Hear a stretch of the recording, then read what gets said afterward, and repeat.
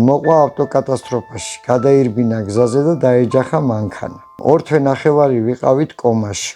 დახმარების გარეშე ვერ გაივლის. გაივლის 10-15 მეტრი, ისიც ორივე ხელით უნდა მეჭიროს. მასწავლებელი ვარ 3 საათის მეტი ვერ ვმუშაობ. იმიტომ რომ ბავშვს ყურადღება უნდა. მით უმეტეს მეუღლის გარდაცვალების შემდეგ დავრჩი მარტო ფიზიკურად ძალიან მიჭირს. მე თვითონ 2 სტენტირება მაქვს გაკეთებული. მარტო პამპერსის გარდა საფენები, რომელიც დღეში 2 გჭირდება. იმდენად ძვირია ეს ყველაფერი. ყველაზე პირველი პრობლემა არის გაზის პრობლემა. შეიძლება ხვალე გაჟონვა მოხდეს და საერთოდ ავფეთქდეთ ისეთ მდგომარეობაშია გაზი. შეხედეთ კედლები და გადახსნილია, ჭერი ჩამონგრეულია. შინმოვლის პროგრამაზე განცხადება დაწერილი მაქვს და პასუხი არ არის, უკვე მეორე წელიწადია. შობელი რო ვერ უკეთებს იმას, რაც შვილისთვის არის, მაგაზე დამთრგუნველი მშობლისთვის არაფერია.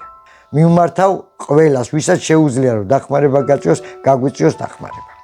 გადარიცხეთ ნებისმიერი თანხა ჩერნოვეცკის ფონდის ოფიციალური საიტის მეშვეობით.